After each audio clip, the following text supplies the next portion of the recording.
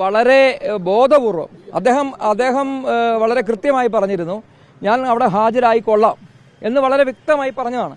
പക്ഷെ ഇപ്പോൾ ഈ അവസാന സമയത്ത് അദ്ദേഹം ഹാജരാകുമെന്ന് ഉറപ്പായ സമയത്ത് ആരെയോ സുഖിപ്പിക്കാൻ വേണ്ടി, ആർക്കൊക്കെയോ വേണ്ടി വിടുപണി ചെയ്യുന്നതിൻ്റെ ഭാഗമായിട്ടാണ്. ആരെയാണോ സുഖിപ്പിക്കേണ്ടത്, എന്തിനു വേണ്ടിയിട്ടാണോ ഈ അറസ്റ്റ് നാടകം ഉണ്ടാക്കിയത്, ആരെയാണോ സുഖിപ്പിക്കേണ്ടത്, ആ സുഖിപ്പിക്കേണ്ടതിന്റെ ഭാഗമായിട്ട് പോലീസിന്റെ ഒരു നാടകം വന്നു എന്നുള്ളത് മാത്രമേ ഞങ്ങൾ ഇതിനെക്കുറിച്ച് മനസ്സിലാക്കുന്നുള്ളൂ. പ്രകടനം നടത്തരുതെന്നാണ് പോലീസ് പറഞ്ഞത്. അല്ല, ഇവിടെ ഈ ജനാധിപത്യ രാജ്യത്തിൽ ഞങ്ങൾ പ്രകടനം നടത്തണം, ഞങ്ങൾ എവിടെ എന്ത് ചെയ്യണം, ഏത് രീതി പ്രതികരിക്കണം എന്നൊക്കെ തീരുമാനിക്കുന്ന ഒരു രാഷ്ട്രീയ പാർട്ടി എന്നുള്ളതിൽ നാട്ടിലുള്ള പാർട്ടി തന്നെയാണ്.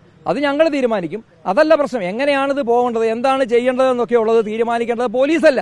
പോലീസിന്റെ പണി ചെയ്യട്ടെ. പോലീസ് ഇപ്പോൾ ചെയ്തുകൊണ്ടിരിക്കുന്ന ഒരു പ്രീണന രാഷ്ട്രീയത്തിന്റെ ഭാഗമായിട്ടുള്ള ഒരു തിരക്കഥ ഉണ്ടാക്കുകയാണ്. അതൊരു വിഷയം ഉണ്ടാക്കി വലിയൊരു പ്രശ്നമാക്കി മാറ്റാൻ വേണ്ടി പോലീസ് നടത്തുന്ന ഒരു, അല്ലെങ്കിൽ അതിന്റെ പോലീസിനെ ഞങ്ങൾ കുറ്റം പറയുന്നില്ല, പക്ഷേ ഇതിന്റെ മേലാളന്മാർ മുകളിൽ നിന്ന് രാഷ്ട്രീയമായി നടത്തുന്ന ഒരു വലിയ ഒരു തിരക്കഥയുടെ ഭാഗമാണ് ഇപ്പം നടന്നുകൊണ്ടിരിക്കുന്നത്. അദ്ദേഹം പറഞ്ഞിരിക്കുന്ന അവിടെ ഹാജരാകാമെന്ന് അദ്ദേഹം പറഞ്ഞിട്ടുണ്ട്.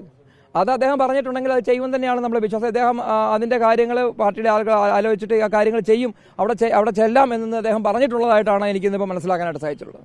പ്രകടനം അടക്കമുള്ള കാര്യങ്ങളായിട്ട് മുന്നോട്ട് പോകുമോ? അല്ല, പ്രകടനം നമ്മൾ ആരോടും പറഞ്ഞിട്ടില്ലല്ലോ. നമ്മൾ പോലീസിനോടോ അല്ലെങ്കിൽ നമ്മൾ ആരോടും പറഞ്ഞിട്ടില്ലല്ലോ. അല്ല, പ്രകടനം നടത്തിയാൽ പ്രകടനം തടയുമെന്നാണ് പറഞ്ഞിട്ടുള്ളത്. അല്ല, പ്രകടനം നടത്തുന്നതിനെ കുറിച്ച് നമ്മൾ തീരുമാനിച്ചിട്ടില്ലല്ലോ. ഞങ്ങൾ അതേപറ്റി തീരുമാനം എടുത്തിട്ടില്ല.